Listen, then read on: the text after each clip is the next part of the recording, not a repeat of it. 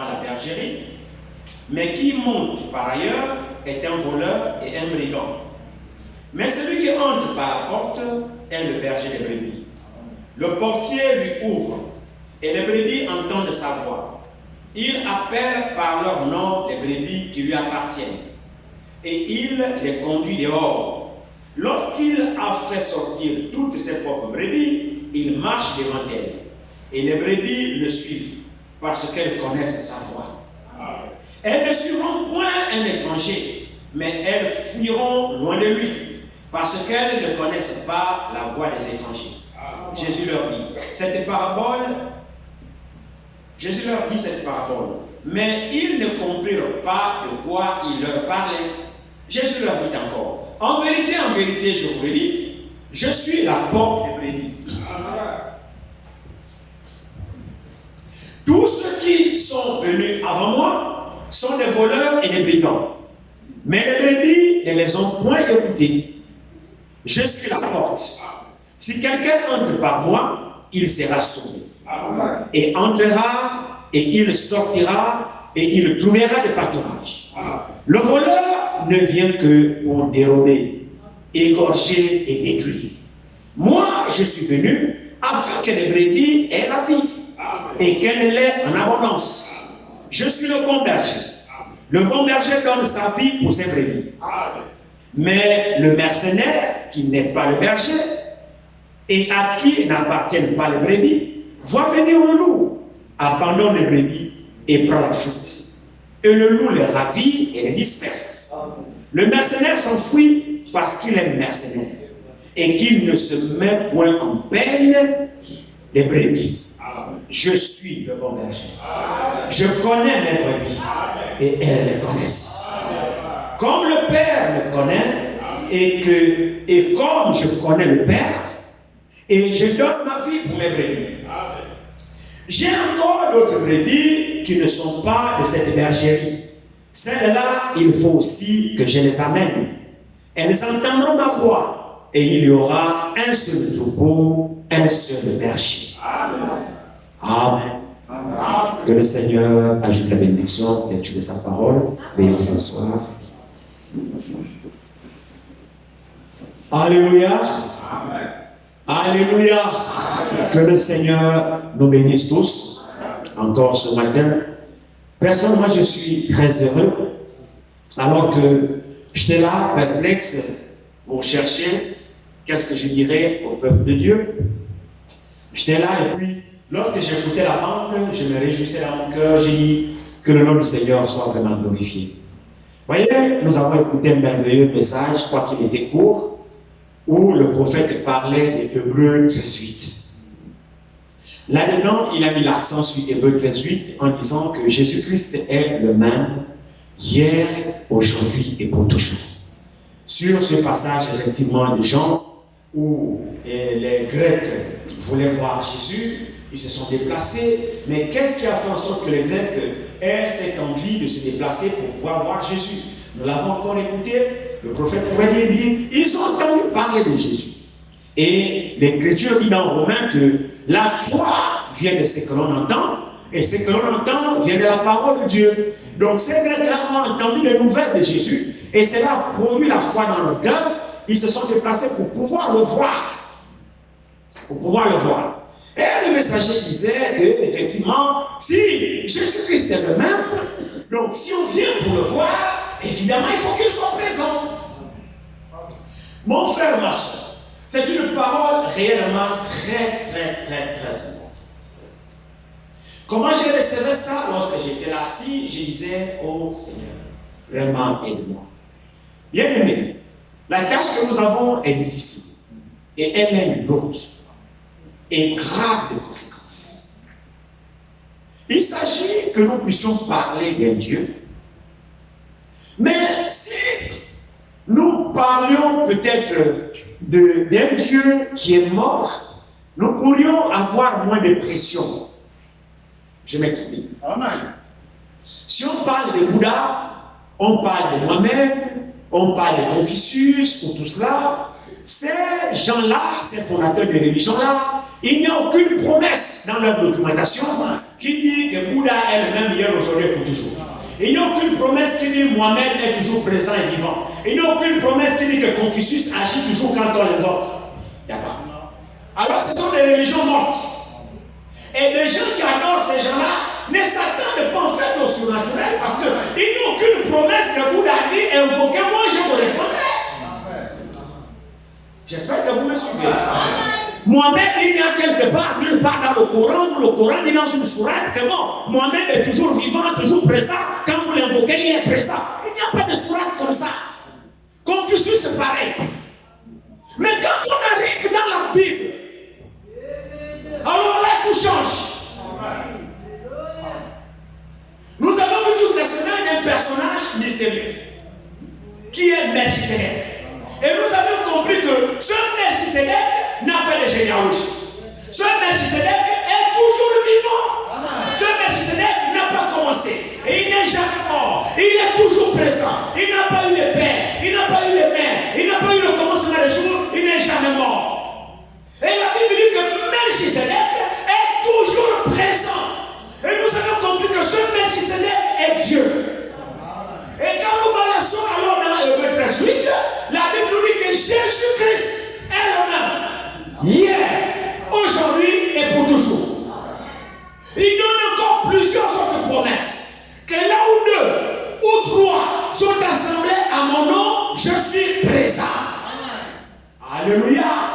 Mon frère, ma soeur, la religion chrétienne est la seule religion qui soit vraie. Et Jésus-Christ est le seul véritable Dieu.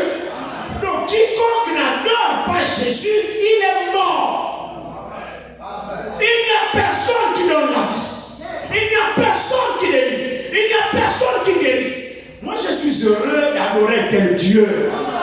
Et quand vous regardez la Bible, vous regardez ses promesses, il nous incite effectivement à sortir de l'illusion. À le croire, à lui faire totalement confiance. Et il nous confirme qu'il est vivant. Qui croit ça? Frères et sœurs, ça doit nous donner la confiance. Que nous avons affaire à quelqu'un qui est vivant. Vendredi, nous avons écouté que Melchisedec, certainement, il n'y a pas que vendredi. Moi, je crois que Melchisedec est encore là. Il est encore présent. Parce qu'il est toujours le même présent. Et s'il est présent, il doit donner signe qu'il est vivant. Nous venons d'écouter là-bas. Beaucoup ne comprennent pas l'objectif de l'arrivée de Branham. Oui. Branham n'est pas un simple prophète. Branham est un prophète messager. Oui. C'est important de préciser cela. Branham n'est pas un simple prophète. Parce qu'il y a beaucoup de prophètes. Mais Branham, il est prophète messager. C'est-à-dire qu'il a un message pour son âge.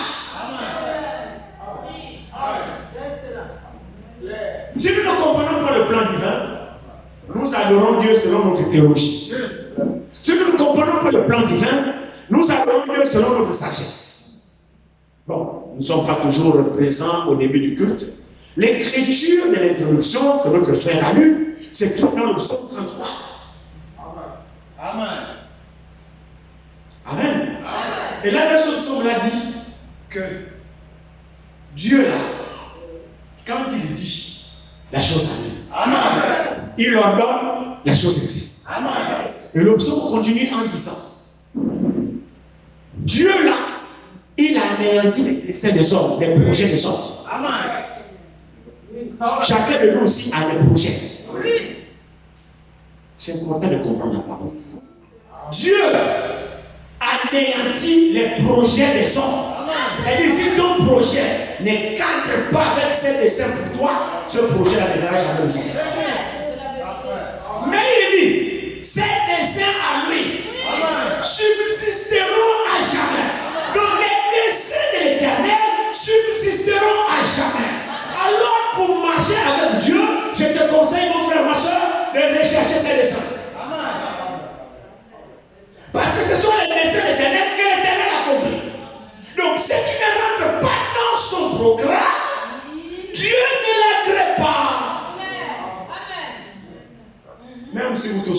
croyez à ça. Si ça ne rentre pas dans le programme de Dieu, dans le dessein de Dieu, Dieu ne la craint pas. Amen. Alors, le frère Branham, lorsqu'il est venu, si vous avez écouté la parole comme moi, c'est important que je revienne là-dessus pour que nous soyons affermis dans ce que nous croyons. Frère Branham n'est pas venu inventer une religion. Je crois que vous avez pu l'écouter lorsque lui-même il parlait. En parlant du signe messianique, c'est important que nous reviennons là-dessus parce qu'il y a beaucoup de branhamistes dans la vie. On nous taxe des branhamistes. Oh, là-bas c'est des branhamistes, n'allez pas les écouter. Ah, là-bas il parle de branhamistes, n'allez pas les écouter. Je tiens à vous rappeler que nous ici derrière Mono, nous ne sommes pas des branhamistes. Nous ici derrière Mono, on ne prêche pas Branham. Non. Le centre de notre intérêt ici, c'est Jésus-Christ. Notre Dieu, c'est Jésus-Christ. Nous prêchons Jésus-Christ. Mais il est important de comprendre le plan du salut de Dieu. Sinon, nous prêcherons Jésus-Christ comme Bethany prêche, comme Alliance chrétienne prêche, comme les dénominations prêchent. Nous, on ne prêche pas Jésus comme eux, ils prêchent. Ils prêchent le Jésus qui sont partis étudier dans les écoles théologiques. Mais nous prêchons Jésus apporté par le prophète messager. Ce Jésus que Branham nous apportait, c'est le Jésus qui est réfléchi. C'est-à-dire que ce Jésus-là est toujours le même. Hier, aujourd'hui et pour toujours. Donc le Jésus que nous prêchons, il est différent. C'est le Jésus qui n'est pas trois dieux. Parce que le Jésus de Bethany, c'est trois dieux. Et il prêche la Trinité. Dieu le Père, Dieu le Fils, Dieu le Saint-Esprit. Il n'y a pas trois dieux. Il n'y a qu'un seul Dieu. Le manque de révélation leur font adorer Dieu en trois personnes. Non, frère. Au ciel, il n'y a pas trois personnes. Au ciel, là-bas, il n'y a qu'une seule personne, c'est Dieu. C'est lui seul qui a entouré des anges qui l'adorent. C'est Dieu le seul qui a créé. Il n'y a pas Dieu le Père, Dieu le Fils, Dieu le Saint-Esprit. Non. Il y a Dieu le Père, le Fils de Dieu et le Saint-Esprit. C'est pas Dieu le Père, Dieu le Fils, Dieu le Saint-Esprit. Non. C'est Dieu le Père, le Fils de Dieu. Vous voyez, c'est pas Dieu le Fils, non. Le Fils de Dieu, là vous inversez. Dieu le Père, le Fils de Dieu et le Saint-Esprit. Mais tous ces trois noms-là ne ramènent qu'un seul Dieu. Il est Père quand il est au ciel. C'est le même Dieu. On l'appelle Père quand Jésus nous a enseigné dans la prière que lorsque vous priez, dites notre Père qui est sur la terre. C'est pas écrit comme ça dans Matthieu.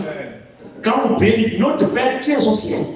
Jésus tient à préciser parce qu'il sait que s'il n'y a pas de précision, il sait que sur la terre on a des pères. Ce n'est pas de ces pères-là qui parlent. C'est pourquoi il dit quand vous priez, notre Père qui est au ciel, précision. Dieu sait mieux les précisions. Donc il est Père quand il est là au ciel. C'est là où il est Père. Maintenant quand il est descendu, il n'est plus Père. Là il s'est fait Fils. Il a quitté la paternité. Il est venu dans la filiation. Là il est Fils. Et il est Saint-Esprit en toi et en moi et dans l'Église. Le même Dieu en trois fonctions différentes. Il est Père au ciel. Il est Fils en Jésus-Christ, il est Saint-Esprit en chacun de nous. Mais c'est le même Dieu. C'est le même Dieu. Ce n'est pas trois dieux. Voici le Dieu que Branham nous a apporté. Conformément aux apôtres, conformément à la Bible. Pour que nous puissions quitter l'idolâtrie. Et le point capital que je voudrais effectivement mettre l'accent par rapport au message que vous avez écouté, c'est celui-ci. Par rapport au rôle de Frère Branham. La mission de Frère Branham, c'est une mission de révéler Jésus-Christ à nous les nations. Amen. Vous allez me dire, le docteur des nations fut Paul. J'ai dit Amen. C'est l'apôtre des nations, oui. Mais si vous regardez très bien, j'étais en train de, quand j'écoutais la bande, si vous regardez très bien, aucun apôtre, que ce soit Paul, que ce soit Pierre, que ce soit tous les apôtres, aucun apôtre n'a manifesté le signe messianique. Amen. Amen. Amen. Montrez-moi où Paul a missionnaire de penser des gens. On dit le mouchoir qui touchait Paul, on a maintenant posé sur les malades recevaient la guérison. Et Pierre, c'est l'ombre qui guérissait les malades. C'est ce qui est revenu dans le témoignage. Montrez-moi un seul verset biblique où un seul apôtre a manifesté le discernement, c'est-à-dire le signe messianique. Amen. Dieu a des desseins. Amen. Dieu a un programme. Amen. Nous devons comprendre et connaître ce que Dieu fait. Amen. Nous n'adorons pas Branham. Ce qui s'est passé, nous l'avons écouté. Il y a trois sortes de peuples, de races. Amen.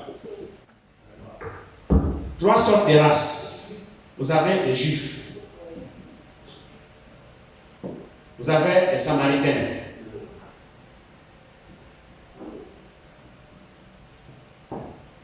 Et les nations.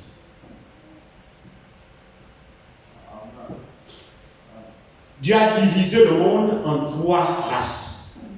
La première race, c'est les Juifs. La deuxième, ce sont les Samaritains. Et la troisième, c'est les nations. Dans les nations, là, c'est nous. Nous sommes, nous tous ici. C'est nous qui composons les nations. Dans les Samaritains, c'est un mélange de Juifs et de païens. Vous l'avez écouté dans la prédication, non? Et ici, c'est purement les Juifs, donc la descendance d'Abraham. Descendance d'Abraham. Donc, quand le Messie vient, selon les promesses, selon le plan du salut, il a été promis aux Juifs que le Messie viendrait pour les sauver. Et il y avait le signe que les Juifs devaient reconnaître que le Messie viendrait. Quand le Messie serait là, il ferait un signe qui l'identifierait, qui permettrait aux Juifs de reconnaître que oui, le Messie est là. Et le Messie serait Dieu, qu'on appelle Christ. Et les Écritures disent que Christ ne mourrait pas. Christ devait être éternel. Donc tous les Juifs savaient, ils attendaient le Messie. Et le Messie là, c'est la promesse que Moïse avait faite, que Dieu a dit à Moïse dans le Deutéronome 18, que l'Éternel, votre Dieu, vous susciterez un prophète comme moi. Et dans les actes, il dit que toute âme qui n'écoutera pas ce prophète sera exterminée. Ce prophète-là ne serait rien d'autre que le Messie qui devait venir.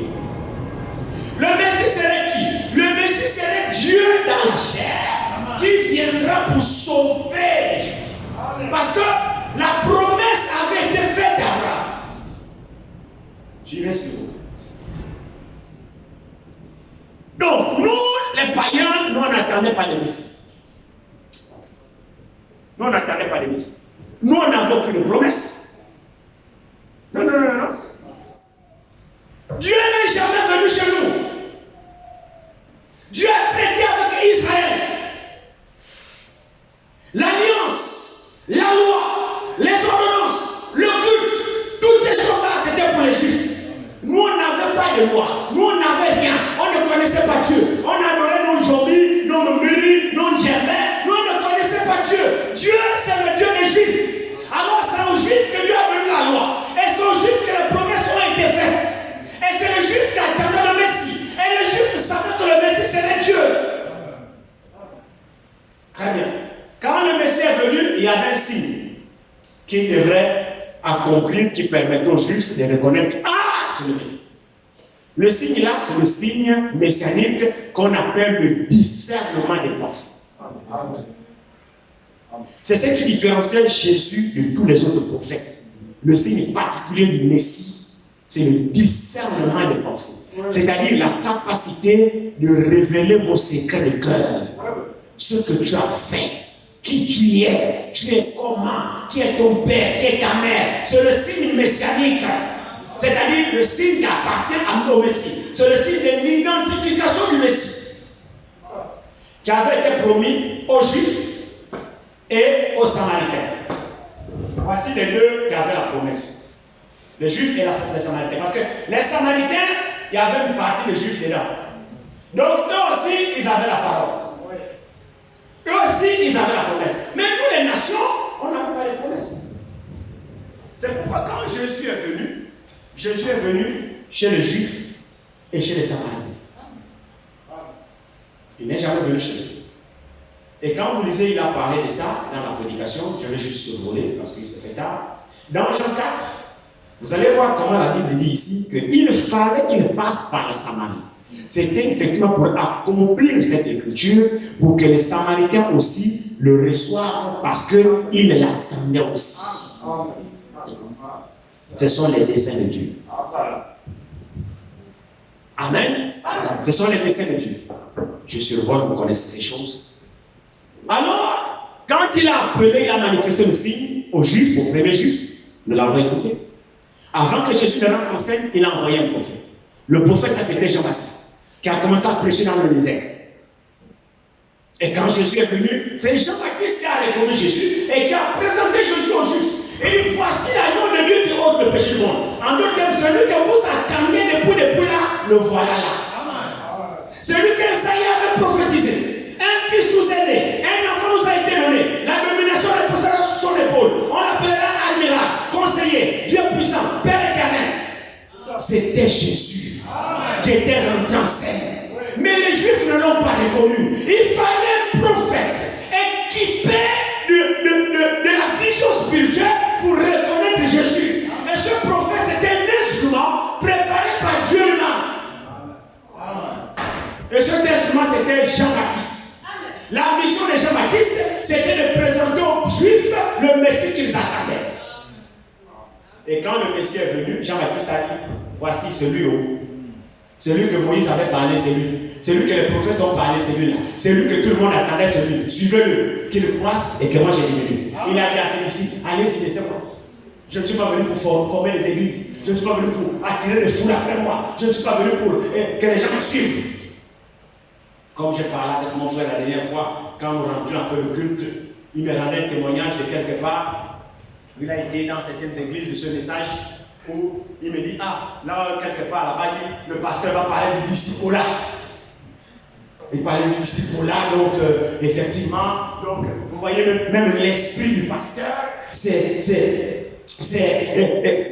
soumettre les gens à son autorité. C'est-à-dire, son esprit, c'est que vous ne devez plus jamais le quitter. Il est comme un bourreau autour de vous, vous ne devez jamais le quitter, vous devez le suivre, et ils ont toujours des citations pour soutenir leur esprit tordu. Mon frère, ma soeur, je vais vous dire, pour ma part, je vais vous le dire solennellement. Moi ici que vous voyez, moi j'ai pas d'âme. J'ai pas des âmes. Les âmes appartiennent au Seigneur. Amen. Je ne connais pas le plus d'une âme. Je suis simplement un gardien. Amen. Disons les choses telles qu'elles sont. Je suis un gardien des biens d'autrui. Amen. Je suis un gardien des biens d'autrui. Les âmes appartiennent à celui qui est mort pour les âmes. Les âmes appartiennent à Jésus-Christ. Moi, je n'ai pas d'âme, moi, non. Je suis un simple gardien. Il a pris quelques âmes et il m'a éterné. Il dit, garde les âmes. C'est tout. En quoi ces âmes m'appartiennent? Non. Je n'ai pas à les terroriser. Je n'ai pas à être comme un bourreau. Non. Et quand il m'a placé pour garder ces âmes-là, il m'a chargé de nourrir. Mais la nourriture que j'ai nourrie ces âmes, c'est lui qui me la donne. Il dit, tiens la nourriture, verse les brebis. Nourris les âmes avec la nourriture là. Pas ma nourriture à moi. C'est lui qui doit me la donner pour que je nourrisse ces âmes. Donc je dois jouer le rôle de l'intendant, d'un fidèle gardien. Mais aujourd'hui, les pasteurs se placent comme des bourreaux. Frère, c'est faux. L'Écriture dit, vous les anciens, qui est l'ancien, prêchez sur les prêchés, non pas comme dominant sur les bénis. C'est écrit. Non pas comme dominant sur les bénis. Non. On n'est pas là pour dominer sur vous. Et qu'est-ce que nous avons le droit de dominer sur vous? Non. Nous avons un seul maître, c'est Jésus-Christ. Il est notre Dieu. Nous lui appartenons tous. Et vous et moi, nous lui appartenons. Nous avons seulement des responsabilités différentes. C'est tout. Et en ce sens, j'ai une charge qui m'a confiée, que je dois m'acquitter à pouvoir l'honorer. Je ne le fais pas parce que c'est vous, je le fais parce que c'est lui. Et je n'ai pas de compte à vous rendre à vous, j'ai de compte à rendre à lui.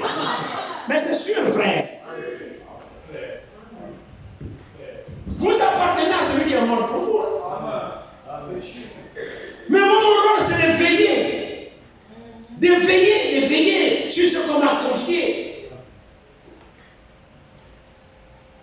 Il y a beaucoup de choses à dire.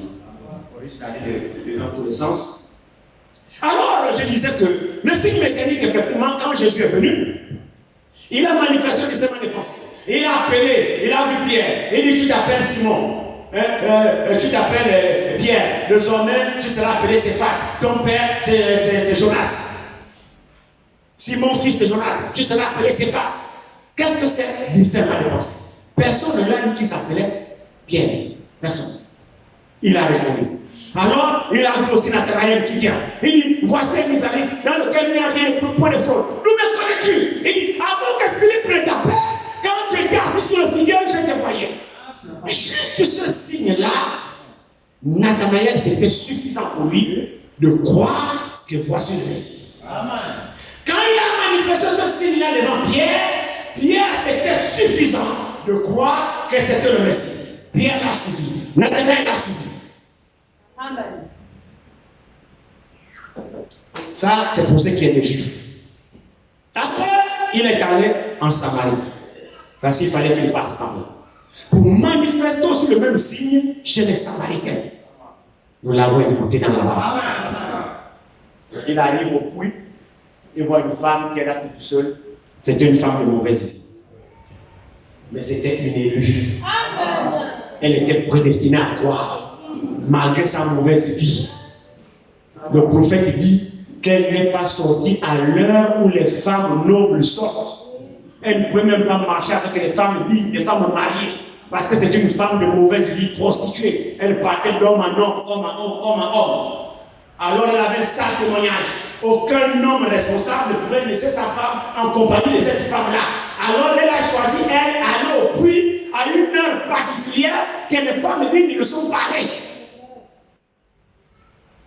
Mais les hommes l'avaient taxé des lignes. Mais s'il se trouve que c'était une sémence de Dieu. Les femmes qui se disaient dignes, Jésus ne les a pas rencontrées. Mais cette prostituée, Jésus l'a rencontrée au puits. S'il fallait que Jésus passe par la Samarie, c'était pour cette femme de mauvaise vie, marginalisée par la société. Mais que Jésus connaissait. Alors Jésus est arrivé côté de puits. Il voit une femme toute seule en train de puiser l'eau. Jésus commence à l'aborder. Femme, donne-moi un peu de l'eau. La femme est surprise, parce qu'effectivement, il n'y avait pas de rapport entre les Juifs et les Samaritains. La femme dit, celui qui me parle là, c'est un Juif. Il dit, oh, mais toi tu sors. Il n'y a pas de rapport entre nous. Toi qui es Juif, comment tu me parles à moi qui suis une femme samaritaine? Normalement, on doit se passer par là.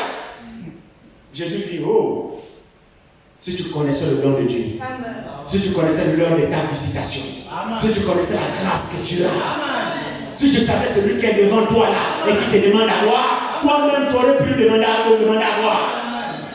La femme dit, oh, mais attends, si je te demande à boire, tu n'as rien pour puiser, et le puits est profond. Si je te dis donne-moi à boire, tu vas faire comment? Jésus dit non, l'eau que moi je vais te donner, si jamais tu me la demandes, tu n'auras plus jamais soif. Oui, ça commence à devenir intéressant. Cette femme de mauvaise vie, une prostituée, parle avec Jésus, mais elle ne savait pas que c'est Jésus. Elle ne savait pas que c'est le Messie. Elle ne savait pas que c'est Dieu dans la chair. Frère, quelle grâce. L'homme qui était attendu par les Juifs, par les Samaritains, cet homme était déjà là, aussi simplement que possible.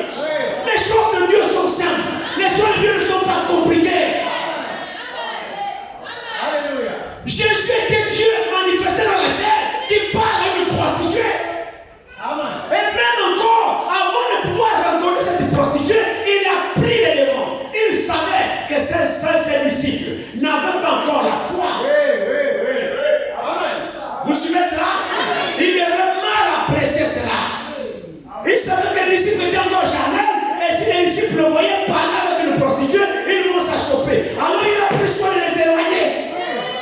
Et il a reconnu cette femme-là seule, parce qu'il savait que les disciples ont encore une vision charnelle. Mais cette femme que vous taxez là, elle est dans le plan de Dieu. Jésus lui dit, mais si tu savais le nom de Dieu, qui est celui qui t'a dit donne-moi à boire, comment tu l'aurais demandé à boire? La femme commence, vous savez frère, la sémence de Dieu, c'est la sémence de Dieu. Peu importe la boue du péché dans laquelle vous êtes, vous avez été prédestiné au salut, vous croirez. Ça, c'est la vérité.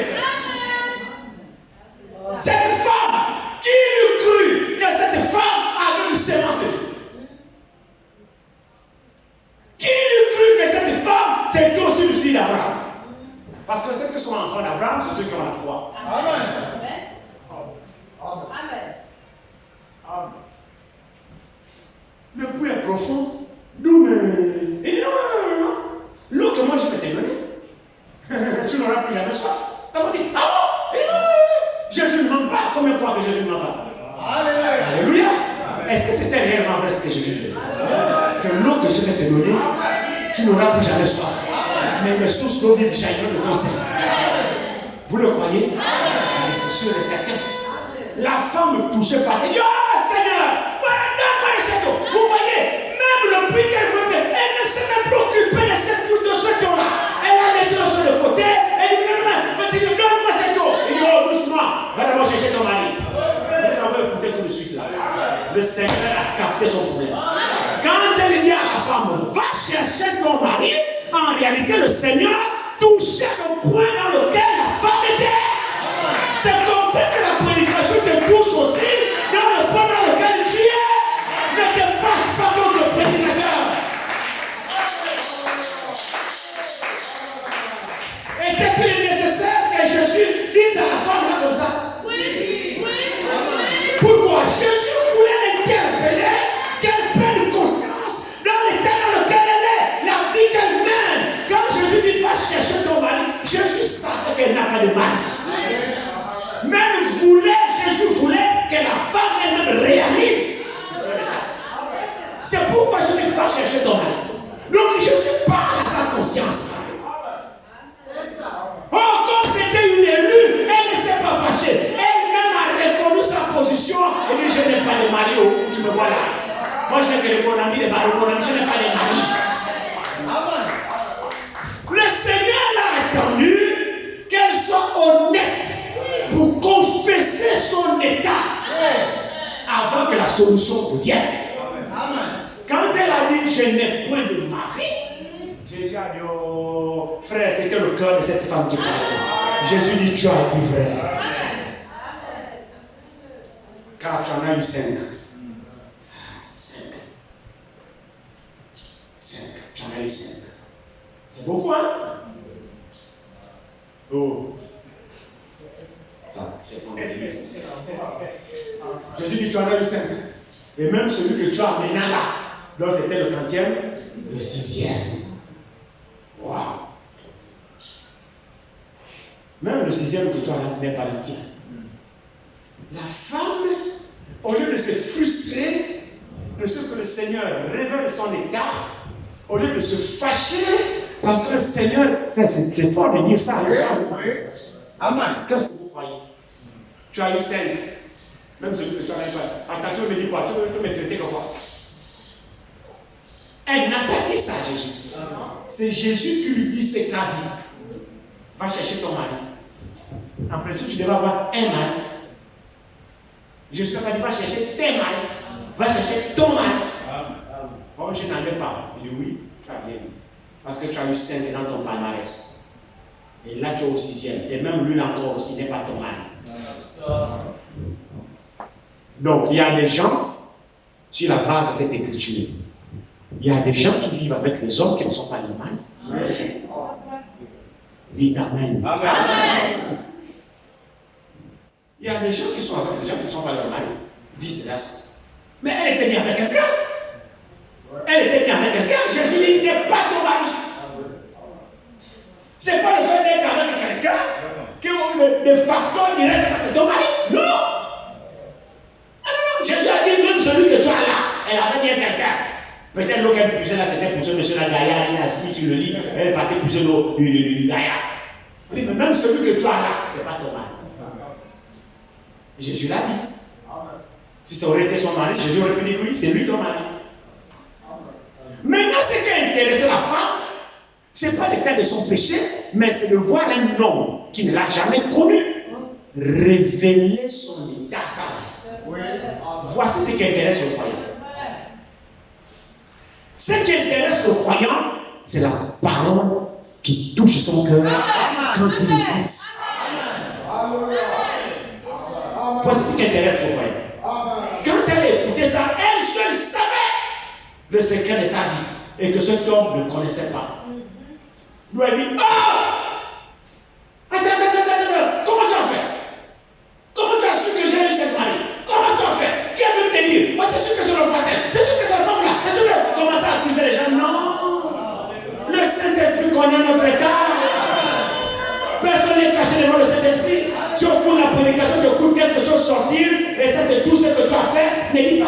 pasteur qui est parti dire au prédicateur. Non. C'est Dieu qui te connaît, qui parle de ton problème. Petit témoignage pour moi, c'est comme ça que nous autres nous avons cru. Quand j'ai écouté ce message, moi je n'étais jamais dans les dénominations. C'était mon frère, le défunt, on vient de me faire le défunt frère Justin, on était très liés ensemble. C'est lui qui va m'appeler, il revenait de Franceville, je cherchais sa femme. C'est là qu'il m'a dit, il revenait, ah, je suis maintenant chrétien. Non, je suis chrétien, mais comme ça, oui, je suis déjà chrétien. Je ne suis pas à l'église. Le jour qu'il est allé à Franceville, prendre sa femme, le jour-là, on a vu l'autre femme. On était tous les deux bourrés. C'est comme ça qu'il va chercher la femme.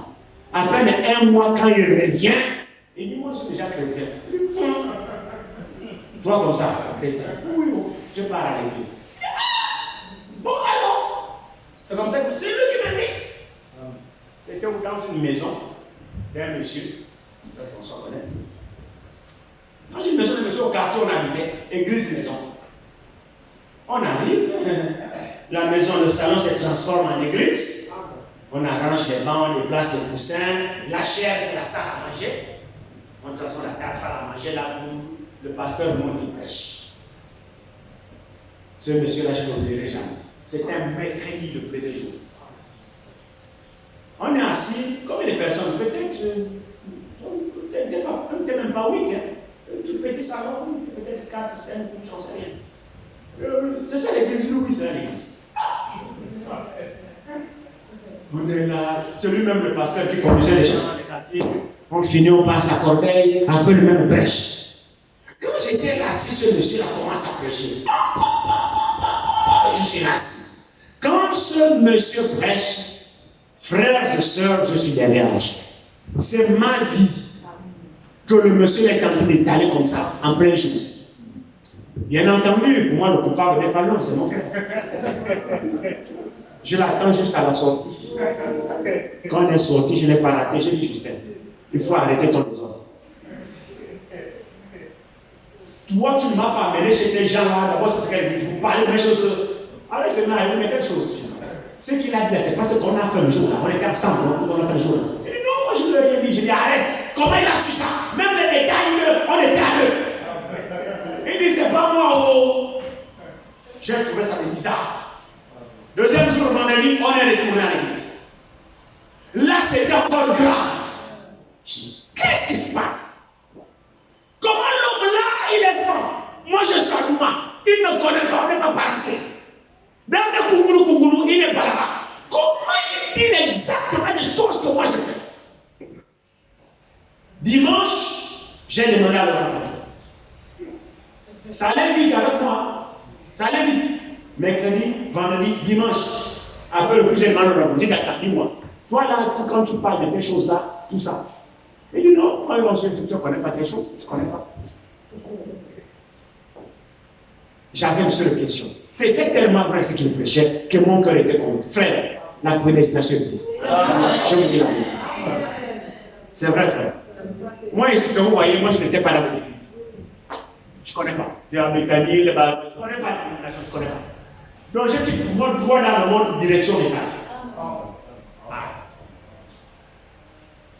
J'ai reconnu la véracité de la parole. Et j'avais une seule question qui me dérangeait. Et je trouvais cela injuste. Je disais à l'homme qui va m'expliquer ça, alors je parlais. Vous connaissez ma question? C'est que pourquoi Jésus est blanc? C'est ça ma seule question. Pourquoi Jésus est blanc? Pourquoi il peut être noir? Pourquoi il peut être arabe? Pourquoi il est blanc? Donc Dieu fait la paix. Donc Dieu c'est un blanc.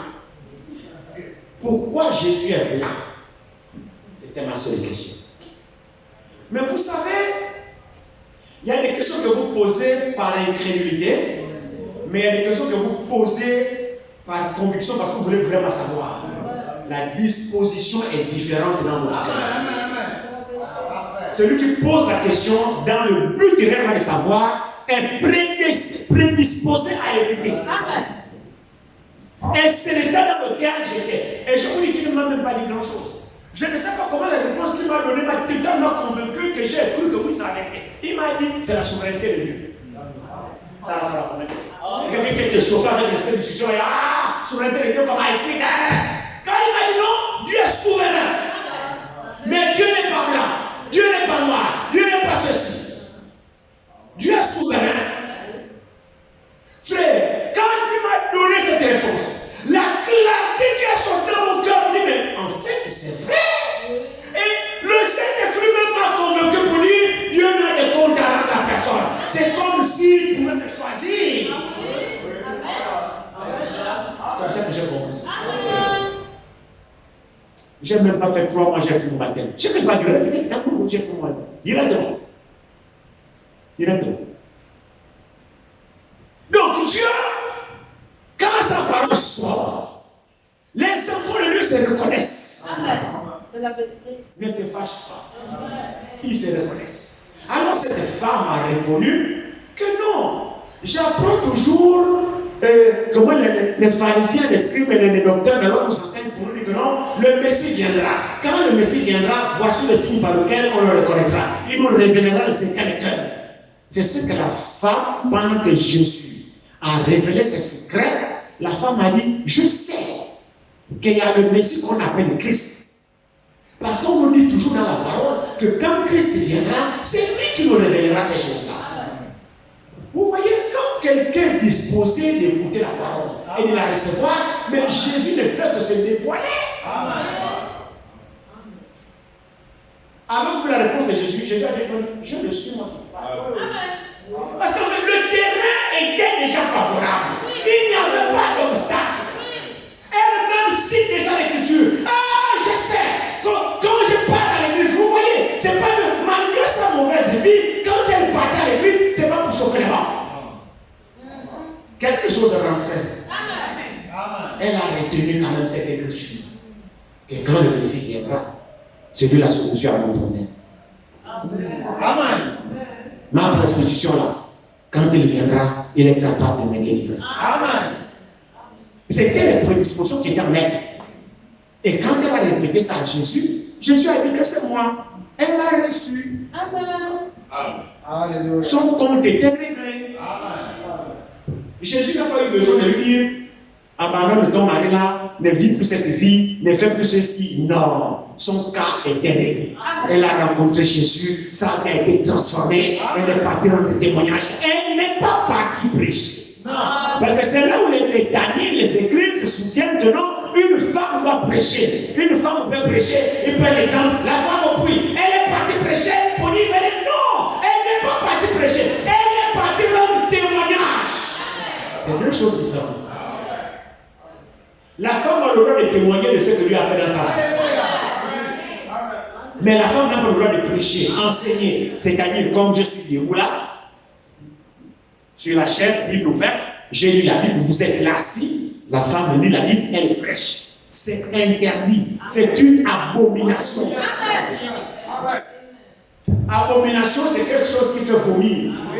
Donc, quand toutes les femmes que vous voyez derrière l'église en train de chanter, pour Dieu, quand Dieu vomit. Donc, aucune femme. La Bible dit, je ne permets pas à la femme d'enseigner, ni de prendre l'autorité sur l'homme. Elle doit demeurer en silence. Elle doit écouter les instructions en silence. La femme dans l'église a le droit de prophétiser. Elle est debout, elle est là-bas. Le Saint-Esprit l'a saisie. Elle peut se lever par l'Esprit de Dieu et donner un message. Elle a le droit de le faire. Elle n'enseigne pas. Elle prophétise parce qu'elle a un don. Amen. Elle a le droit d'interpréter les langues. Si elle a un don d'interprétation. Elle a le droit de te lever et donner témoignage. Elle a le droit de chanter dans l'église. La femme peut le faire. Si vous remarquez, ce ne sont pas des fonctions d'autorité. Elle n'est pas autorité sur personne. Ce qui lui est défendu, la femme ne peut pas avoir un office dans l'église. C'est-à-dire être à la tête d'un office. Nous le voyons dans les églises ici, la femme responsable du comité d'accueil, la diaconesse, elles sont en tenue noire blanc, c'est elle qui est là, qui reçoit les gens, qui vous amène au banc. La femme n'a pas un rôle à jouer dans l'église. Elle n'a pas de fonction dans l'église. La femme, elle est assise. Ce rôle est réservé aux huissiers et aux diacres. Et tous les offices dans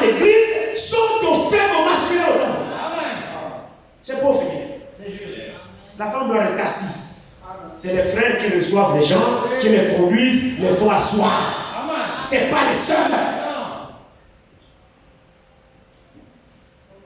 Oh, ce n'est pas la discrimination. C'est ça l'ordre. Et c'est ça la parole. Alors, elle a répondu que c'est le Messie. Jésus a dit, je le suis, moi qui te parle. C'était la deuxième manifestation de Jésus. Donc, il a manifesté le signe messianique aux Juifs, avec les Pierre, les Nathanaël, et ainsi de suite. Il a manifesté le même signe aux Samaritains, avec la femme samaritaine. Ça fait les deux nations, les deux races, Juifs et Samaritains. Il a manifesté le signe messianique. Après, je ne savais même pas que la bande que nous écouterons aujourd'hui nous entraînerait dans ça. Avez-vous lu dans Jean 10 que nous avions lu, où Jésus dit, j'ai d'autres brebis qui ne sont pas de cette bergerie. Vous vous souvenez? Mon texte était déjà préparé. Je ne savais pas que la bande que nous écouterons aujourd'hui ferait allusion à cela. Évidemment, dans la prédestination de Dieu, il n'a pas que les Juifs et les Samaritains qui doivent sauver. Il a aussi des enfants parmi les nations qui le doivent aussi sauver. Les nations, là, c'est toi et moi. Donc, Jésus a une épouse chez les Juifs, chez les Samaritains et chez les nations. Maintenant, nous l'avons écouté. Si vous avez prêté attention à la bande, il a dit ça. Qu'il a écouté. Le prophète a dit que Jésus ne fait pas de combines. Le même signe qu'il a manifesté chez les Juifs, il a manifesté chez les Samaritains. Pour qu'il soit Dieu et qu'il soit juste, il faut qu'il manifeste la même chose aussi chez les nations. Qu'est-ce que c'est? Le signe messianique qui montre que Jésus est Dieu. Le signe par lequel les Juifs ont reconnu qu'il est Dieu, que les Samaritains ont reconnu qu'il est Dieu, il faut aussi que les nations aussi le reçoivent de la même manière. Alors il faut que les nations aussi bénéficient du même signe messianique. Alors comment Dieu va-t-il le faire? Quand Jésus est venu dans la chair, donc Dieu dans la chair n'est pas venu chez les nations. Il s'est arrêté chez les Juifs et chez les Samaritains, donc sur le territoire palestinien. Il n'est pas venu chez nous les nations, chez nous les païens. Jésus n'a pas mis pied chez nous les païens. Or, il se trouve qu'il a d'autres brebis qui ne sont pas de cette bergerie juive. C'est-à-dire que Jésus a d'autres croyants qui ne sont ni juifs ni samaritains, mais qui sont des païens.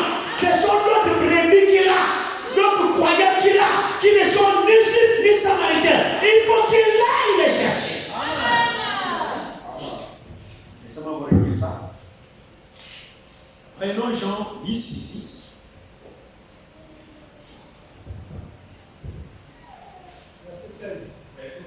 Merci frère. Verset 16. Il dit, j'ai encore d'autres brebis qui ne sont pas de cette bergerie. Celles-là, il faut aussi que je les amène. Elles entendront ma voix et il y aura un seul troupeau et un seul berger. Alléluia. C'est des Gabonais, c'est des Chinois, c'est des Français, c'est des Américains, c'est des Anglais, c'est des Tchadiens, c'est des Centrafricains, c'est ça-là, parce que nous ne sommes pas des Juifs, nous ne sommes pas des Samaritains, mais Dieu n'est pas qu'un Dieu des Juifs, Dieu n'est pas qu'un Dieu des Samaritains, il est également aussi notre Dieu. Alors par cette écriture, elle est prophétique cette écriture. Ceci montre le même Jésus, parce que c'est lui qui dit, il dit, j'ai d'autres brebis, il faut que je les amène, donc c'est lui qui doit aller les chercher. Il n'enverra pas quelqu'un. De la même manière qu'il s'est révélé aux Juifs, de la même manière qu'il s'est révélé aux Samaritains, il faut que le même Jésus se révèle à d'autres brebis, se révèle aux nations, comme étant le même Dieu. C'est ça la justice de Dieu.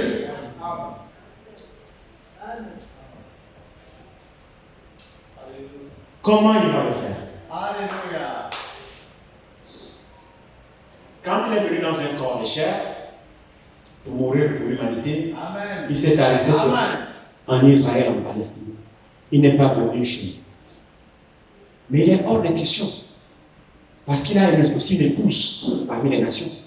Et l'épouse doit bénéficier de la même nourriture. Alléluia. L'épouse doit bénéficier du même ministère. Amen. D'où la voix de Branham. Amen. C'est pourquoi ne comparez pas Branham avec vos prophètes là. Non. Branham est un prophète particulier. Amen. En ce sens que Jésus, ici, ne pouvant plus venir physiquement lui-même, Amen. avec le même corps qu'il était à Jérusalem, Alléluia. au Gabon, en Chine, machin, il ne pouvait plus. Qu'est-ce qu'il a fait? Il a pris son don, le signe messianique, Amen. le signe qui permet aux Juifs de le reconnaître, qui permet aux Samaritains de le reconnaître. Donc il a pris ce don, il l'a donné à Branham. C'est ça que l'Église doit comprendre. Il a donné à Branham. Ça ne fait pas de Branham Jésus-Christ. Non. Alléluia. Non. Le Fils de l'homme, le prophète promis, c'est Jésus. Amen. Mais Branham a reçu le ministère de Jésus. Pour faire quoi? C'est pourquoi Hébreux 13:8 a eu un sens dans la vie de Branham. On répète ça sans le savoir. Mais Hébreux 13:8, c'est une écriture prophétique. Amen. Il a été donné à Branham de la manifester, c'est-à-dire prouver que le même Jésus qui a été en Israël, le même Jésus qui était en Samarie, le même Jésus est venu chez les nations. Alors quand il disait, on veut voir Jésus, c'est vrai, s'il fait la même chose qu'il a fait lorsqu'il était à Jérusalem, alors vous saurez que c'est lui. Mais quelles sont ces choses-là? Le signe messianique.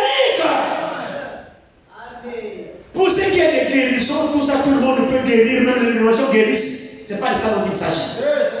Amen. Il s'agit du signe messianique qui prouve que Jésus-Christ est le même. Amen. C'est pourquoi il tournait le dos dans la salle. Et il vous dit que là, oh non, je suis en train de deviner. Bon, laissez-moi tourner le dos comme ça, je ne regarde pas la femme qui est devant moi. Il tourne le dos dans la salle. Ça ne change rien. Parce que ce n'est pas lui. C'est pas lui. Il peut tourner le dos, il voit ce qu'il y a derrière lui. Il te dit, tu t'appelles tel, tu as tel problème, tu as tel problème, tu as tel problème. Parce que ce n'est pas lui. C'est le signe messianique. Pour confirmer que c'est le même Jésus qui est là, qui nous a visités au temps du soir. Maintenant, quand on ne sait pas mettre ces choses en place, c'est là où vous voyez beaucoup de gens louer Branham. Oui. D'autres disent Branham est Jésus-Christ. Oh, Branham est le corps littéral de Jésus-Christ. Ne croyez pas ça. C'est vraiment une grâce d'être en équilibre et de comprendre les choses parfaitement. Branham n'a reçu que le nom de Jésus. Mais Branham n'est pas Jésus. Pour nous montrer que le même Jésus qui était en Israël, le même Jésus aussi est venu parmi nous. Pour nous montrer que la parole que Branham nous a prêchée est la vérité. C'est pourquoi Jésus l'a confirmé. Et vous remarquez que aucun apôtre, comme je le disais, n'a manifesté le signe messianique. Jamais. Sinon, prouvez le monde. Aucun prophète, aucun apôtre n'a manifesté le signe messianique. C'est Jésus seul. C'était l'identification du Messie. Alors, dans les temps de la fin, pour l'Église des nations, Branham a reçu le même nom pour que nous bénéficions tous du même ministère. Oui. Et que notre foi soit logée à la même enseigne que les autres. Amen. Parce que nous sommes aussi l'épouse des nations. Amen. Ça fait quoi? Ça fait que l'épouse juive n'est pas supérieure à Juste. Amen. l'épouse juive a bénéficié du même nom. Mais moi aussi j'ai bénéficié du même nom. Amen. Est-ce que l'Église croit ça? Ce qui fait que nous sommes à la même hauteur que Paul, Pierre, Jacques et Jean. Jésus nous a mis à la même enseigne. Nous avons reçu le même Jésus, la même puissance, la même parole, la même révélation. Pour que nous ayons la même foi. Amen. Amen. Maintenant, de quoi s'agit-il? Tous vont reconnaître être ça? Non. Nous l'avons écouté dans la Bible. Un élu de Dieu, un fils de Dieu, une fille de Dieu n'a besoin que d'écouter une seule fois. Amen. Quand il écoute, l'impact se produit dans le cœur. Alléluia. C'est ça la prédestination. Amen. Dites-moi, Nathanaël a écouté le discernement combien de fois pour reconnaître que Jésus était le Fils de Dieu? Une fois. Je pose la question à l'église. Une fois. Il a discuté? Non. La femme de mauvaise vie a écouté le discernement combien de fois pour reconnaître que Jésus était un Fils de Dieu? Amen. Une seule fois. Toi, tu as besoin d'écouter la parole de Dieu combien de fois pour reconnaître que la parole de Dieu est vraie? Une fois. Une fois. Chacun est moi. Juste. Je veux dire ici, notre texte d'introduction, Jean 10, c'est absolument important que nous puissions comprendre la voix du Seigneur.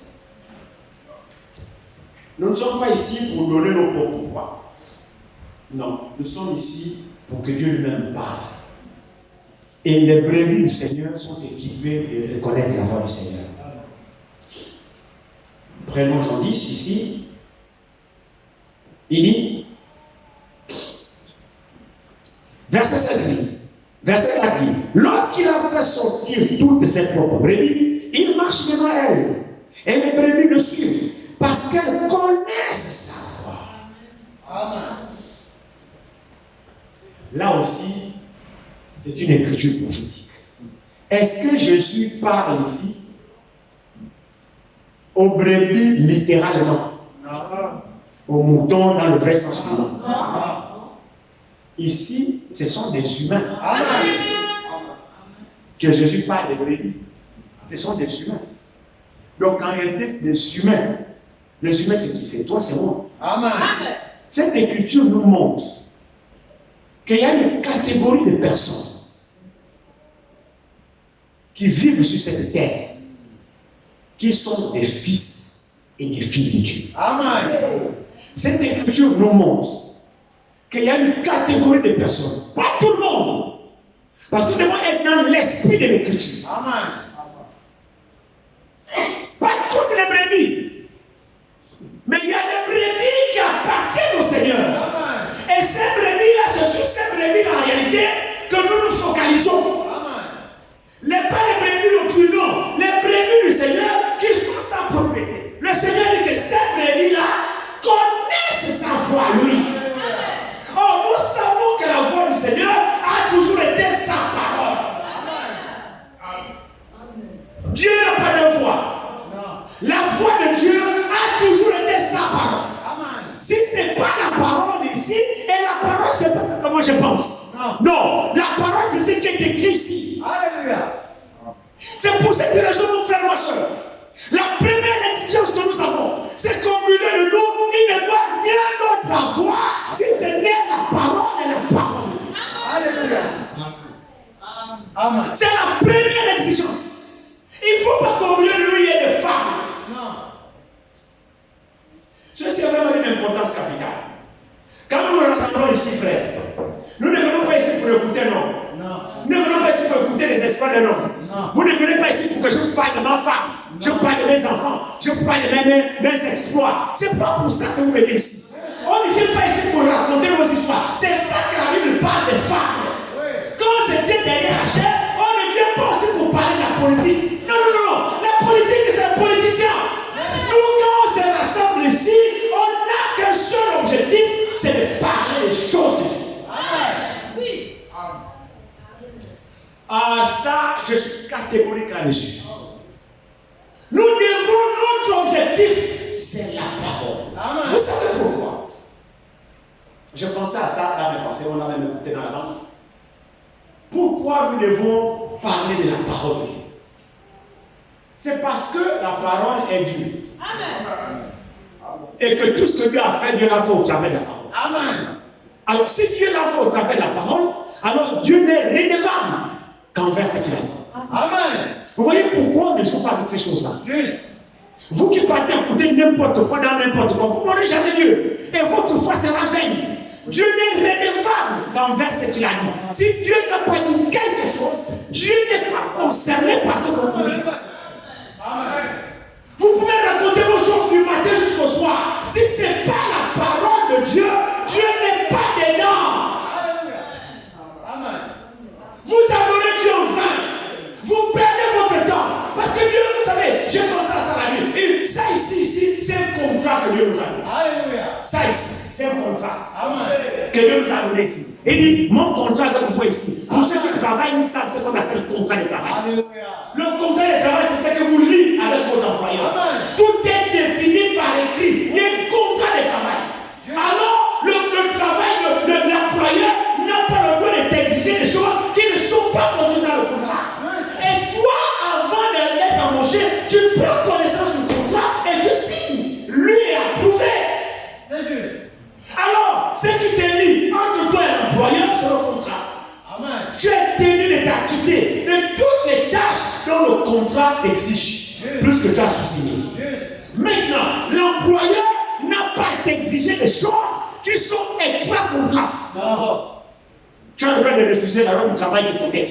Si l'employeur te dit de faire quelque chose qui n'est pas dans le contrat, tu as le droit de l'amener au tribunal du travail. Tu as le droit de refuser. Et si tu es licencié, tu le portes plainte avec un contrat. Écoutez, monsieur le tribunal, voici, j'ai signé, mon employeur m'a dit, je dois faire ça, je dois faire ça, je dois faire ça, je dois faire ça. J'ai accepté de refuser. Mais la tâche qu'il me donne là, ce n'est pas dans le contrat, vous même lisez le contrat. J'ai refusé, c'est pour ça qu'il me licencie. Il aura des problèmes. Le contrat, c'est ce qui vous lie. Amen. Et nous avons un contrat avec Dieu. Amen. Dieu a un contrat avec nous. Alléluia. Le contrat que nous avons avec Dieu, mais c'est sa parole ici. Amen. C'est la Bible ici que vous voyez. Amen. Quand nous faisons les choses en dehors de la Bible, mais Dieu ne se reconnaît pas. Amen. Mais quand nous faisons les choses selon la Bible, alors Dieu est tenu d'honorer. Parce que c'est son contrat. Alléluia. C'est l'alliance qu'il a signée avec nous. Amen. Vous voyez pourquoi nous mettons l'accent sur la parole de Dieu. Et la voix de Dieu a toujours été sa parole. Amen. Et la brebis de Dieu n'est prédestinée qu'à dire Amen à ce qui est écrit. Amen. Alléluia. Ceux qui sont de Dieu nous écoutent. Amen. Premièrement d'abord, c'est lui que Dieu envoie dit les paroles. C'est le signe d'un envoyé de Dieu. Alléluia. C'est lui que Dieu envoie. Ne raconte pas les femmes. Non. C'est lui que Dieu envoie. Ne raconte pas la comédie. Non. Non. C'est lui que Dieu envoie dit les paroles de Dieu. Amen. Et maintenant, ceux qui sont de Dieu écoutent les envoyés de Dieu. Amen. Parfait. L'Église est d'accord avec ça? Amen. Oui, c'est sûr et certain. Si nous voulons expérimenter Dieu, notre Dieu est le même. Il est prisonnier de sa parole. Allons-y dans sa parole. Alléluia. Respectons tout ce qui est écrit. Amen. Vous voyez, dans la bande, nous avons écouté. C'est pas moi qui guéris, le prophète. Hein? Il dit, c'est pas moi qui guéris. Alléluia. C'est lui qui guérit. Amen. Et ce n'est pas aujourd'hui qu'il nous a guéris. Dans le contrat, il est écrit quoi? Que par terre et sûr, vous avez été guéris. Est-ce que c'est écrit dans le contrat? Mais rappelez à Dieu le contrat qui vous lie avec lui. Quand vous êtes malade, vous êtes incroyant. Prenez votre contrat, lisez à Dieu. Mais Dieu, voici mon contrat avec toi. Tu as dit, par terre et sûr, je suis guéri. Lisez le contrat. Et comme il est prisonnier de son contrat, il vous répondra. Mais quand vous lui dites des choses qui ne sont pas dans le contrat, il ne vous écoute même pas. C'est vrai. C'est juste. Adorons Dieu comme il le demande. Amen. Vous voyez la particularité des enfants de Dieu, frère. Comme nous l'avons dit vendredi, que dans cette histoire-là, on ne force pas. Ça vient tout seul. Amen. La prédestination existe. Amen. Les brebis de Dieu sont prédestinés à écouter la voix de Dieu. Amen. Il dit, ils ne suivront jamais la voix d'un étranger. C'est pas moi qui le dis, c'est Christ. Ils ne suivront jamais la voix d'un étranger. Amen. Ils sont équipés de reconnaître chaque fois. Vous le croyez? Amen. Ils sont équipés de reconnaître toute la parole. Parmi tant d'autres. Tu dis, non, ça c'est la vérité. Non, ça c'est le mensonge. Ça, c'est la grâce que nous avons. C'est la vérité. Que Dieu nous a donné. Les temps sont avancés. J'ai effleuré le ministère de Frère Branham. Nous verrons comment le Seigneur conduira la semaine spéciale. Je suis en train de chercher la face du Seigneur sur ce que nous aurons pendant toute cette semaine-là. Il y a beaucoup de choses qui me traversent dans l'esprit. Je suis en train de prier pour qu'il m'aide. Nous voulons vraiment rentrer dans les choses profondes. Les temps sont à la fin, mon frère, ma soeur. Hier, j'ai écouté avec ma femme ici les messages, les informations un peu en rapport avec Los Angeles. C'est parce que vous avez suivi ça aussi. Comment ils confirment encore la faille de San Andreas. Comment le Big One, tant réputé par les Américains, la prophétie du prophète de Los Angeles va au fond de la mer. Ça fait couler beaucoup d'encre de s'anime ici, et avec la mort de Billy Paul. Nous ne sommes pas là-bas. La prophétie là, c'est ainsi qu'il le sait. J'ai encore écouté hier, mon frère, ma soeur, il y a un tremblement de terre, ça ne fait que s'aggraver encore. Les scientifiques l'ont encore confirmé. J'ai suivi ça hier à la télé. Et les prévisions que j'ai écoutées, les prévisions qu'ils ont données, ils ont dit que c'est tellement imminent que d'ici l'an 2030, d'ici l'an 2030, ce sont les estimations des scientifiques qu'ils ont données hier. D'ici 2030, le Big One va arriver. Ça peut être avant. Parce que la faille sur Los Angeles, c'est tellement grand. Et la secousse qu'ils appellent le Big One, c'est un grand tremblement de terre qui va fissurer toute la faille et ça va créer une inondation et Los Angeles va aller au fond de la mer. Cette prophétie, c'est ainsi dit le Seigneur. Amen. J'ai suivi ça hier avec ma femme. Que les scientifiques encore montrent ça, ainsi de suite, et les prévisions qui sont données. C'est tellement imminent que d'ici 7 ans, donc 2030, quand c'est ça, non? Nous sommes en 2030. 2023. Ça, c'est les scientifiques. C'est pas mieux. C'est pas mieux. Les temps dans lesquels nous sommes, mon frère, ma soeur, sont à la fin. Vous savez, il y en a qui pensent, bon, quand je verrai Los Angeles aller, je me crois, je vais vite me frère, vous perdez votre temps. Si vous attendez l'accomplissement de prophétie avant de croire, c'est que vous ne croirez même pas. Quand la prophétie s'accomplira, vous ne croirez pas. Vous manquez. Si c'est pour croire, c'est maintenant que vous devez croire. Parce que tous les éléments nécessaires qui vous permettent de croire, pourquoi vous ne croyez pas? Ce n'est pas l'accomplissement de la prophétie que vous croirez. Vous savez, frère Francky, et c'est dans le point que je dis, à la crucifixion du Seigneur, frères et sœurs, craignons Dieu. Craignons Dieu et soyons sérieux avec le Seigneur. Ne jouons pas. Est-ce que vous savez que l'accomplissement des prophéties ne dépend pas de vous et de moi? Le temps appartient au Seigneur. Mais les calculs que nous faisons là, nous nous basons sur quoi pour calculer? Vous savez, il y a eu plusieurs prophéties qui avaient été annoncées de la part sur Jésus lorsqu'il est venu. Et le prophète dit, quand Jésus était à la croix, là, crucifié là, à l'instant là, en espace d'une minute et d'un jour, il y a eu plus de 100 prophéties qui se sont accomplies là, au même moment. Oh. Il y a eu plus de 100 prophéties pendant qu'il était là. Il y a eu une centaine de prophéties qui se sont accomplies là. Il y avait des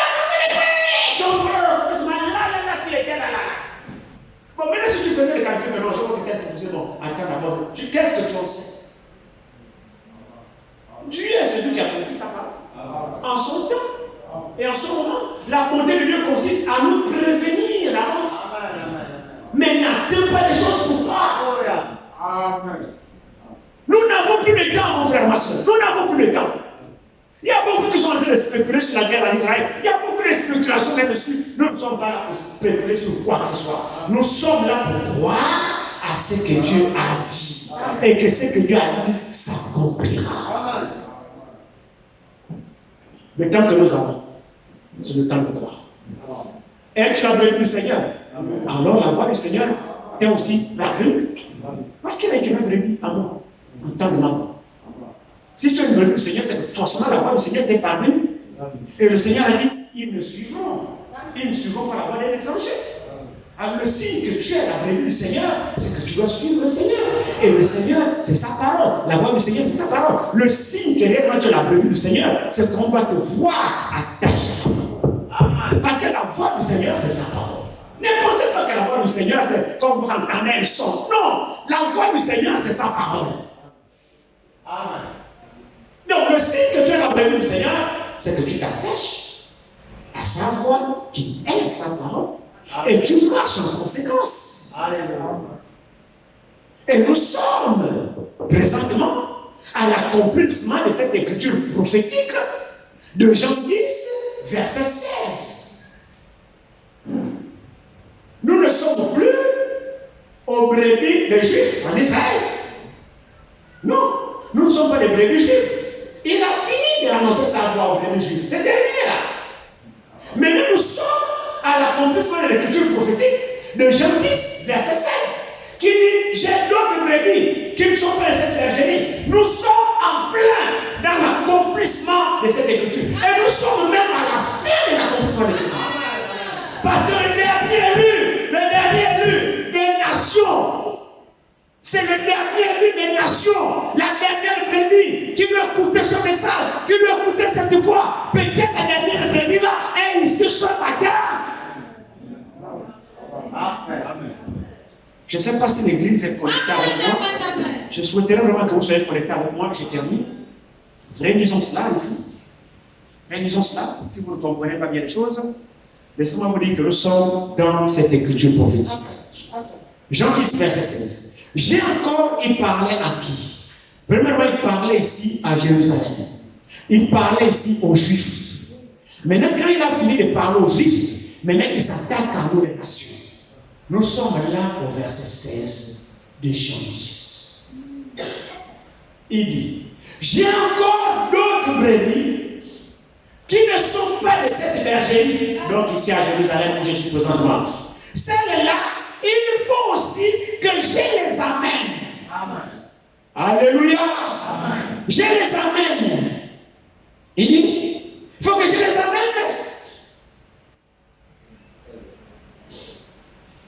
Elles entendront ma voix. Est-ce que vous entendez sa voix ce matin? Moi, je veux que l'église soit connectée. Est-ce que vous entendez sa voix?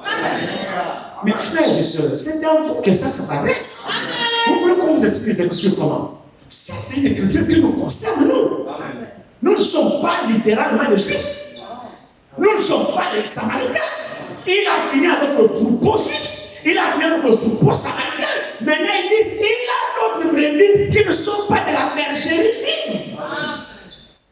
Celles-là aussi, il faut que je les amène. Nous, alors, sa voix est arrivée jusqu'à nous. Au travers du message du temps de la fin. Au travers du messager qui nous a annoncé le même évangile que les premiers à Jérusalem ont annoncé. La parole qui a rassemblé l'épouse juive et samaritaine à Jérusalem. La même parole est venue chez les nations pour rassembler aussi l'épouse des nations autour de la même foi qui est la même parole. Alléluia. Nous avons bénéficié du même enseignement. Oui. Amen. Mais c'est vrai, frère. Amen. C'est la pure vérité de la parole. Alléluia. Ici, on ne vous enseigne pas les femmes. Ici, par la grâce de Dieu, le Saint-Esprit nous aide pour présenter ici les Écritures correctement. Amen. Et je vous le dis que cette Écriture nous concerne. Amen. Amen. Amen. Amen. Parce que il a fini de traiter avec Israël. Du moins l'épouse juive. Ah oui. Amen. Oui. Amen. Oui. Oui. L'épouse juive et samaritaine, c'est terminé. Amen. L'Église je crois. Quand il retournera, ce n'est pas pour l'épouse. Il retournera pour les 144 000. L'épouse juive et samaritaine est scellée depuis. Alléluia. Là, il est en train de finaliser avec l'épouse des nations, toi et moi. C'est pourquoi le même message que l'épouse juive a reçu, le même message nous a été apporté pour que nous soyons mourir à la même enseigne. C'est pourquoi l'enlèvement nous conseille. Amen. Et quand il est parlé du même troupeau, évidemment, le même troupeau, c'est le mystère, je crois que c'est le troisième mystère. C'est le troisième mystère qui est constitué de l'épouse des nations et des juifs, ensemble, unis dans un même corps, formant l'épouse de Christ. L'épouse de Christ est constituée et des juifs et des nations. Oui! Donc la bergerie là, il formait un seul troupeau. Il s'agit du même troupeau de l'épouse de Christ et lui étant berger. Gloire à Dieu. Vous le croyez? Oui, c'est la vérité. C'est la vérité. Ici. J'ai encore d'autres brebis qui ne sont pas de cette bergerie. Celles-là, il faut aussi que je les amène. Elles entendront ma voix et il y aura un seul troupeau, un seul berger. Amen. Alléluia. Amen. Pierre, Paul, Jacques, Marie, tout le monde, ils n'iront pas enlèvement ensemble. L'église le croit. Ils ne nous dévanceront pas. Parce que nous formons un seul troupeau. Quand il descendra, les morts en Christ ressusciteront. Et nous les vivants, nous serons changés. Et tous ensemble, nous monterons. Voici le seul troupeau, constitué des juifs et des nations, unis en Christ comme seul berger. C'est de ça dont il s'agit. Nous sommes à la fin, chers sœurs, chers frères. Il nous unit tous dans un seul troupeau. Et le seul comme seul berger. Vous comprenez maintenant pourquoi nous avons fait de Jésus-Christ ici notre Dieu? Amen. Notre pasteur, notre enseignant, c'est lui que nous adorons. Amen. Et si nous ne prêchons pas un homme, si nous faisons mention de Branham, c'est pour montrer quel a été le plan du salut et la mission de Branham. Nous ne prêchons pas Branham. C'est Jésus qui a envoyé Branham pour que Branham nous ramène au seul lieu qui est Jésus-Christ. Pour que nous adorons Jésus, nous prêchons Jésus, nous tombons amoureux de Jésus, nous servons Jésus, nous aimons Jésus, nous adorons Jésus. Oh oui, mon frère, parce que le nom de Dieu, c'est Jésus. Amen. Alléluia. Nous sommes à la fin. Il y aura qu'un seul troupeau. Je dois nourrir le troupeau de la même nourriture. Et la même nourriture, c'est la révélation de la parole de Dieu. Tel que Paul l'a prêché, tel que Jean l'a prêché, tel que les apôtres l'ont prêché, nous avons reçu le même message. Pour avoir droit à la même nourriture. Alléluia. Et la même nourriture nous donne le même état spirituel. Pour avoir les mêmes expériences spirituelles. La même foi. Pour avoir un seul Seigneur. Amen. Combien ont compris? Le son de la trompette est clair? Amen. Si ce n'est pas clair, il va me poser la question. Là où c'est flou, je réponds. Est-ce qu'on a compris ça? Amen. Si vous avez compris, dites Amen. Amen. Si on a compris, donnez-moi un Amen fort. Acclamez pour le Seigneur. Que Dieu vous bénisse. Très joli.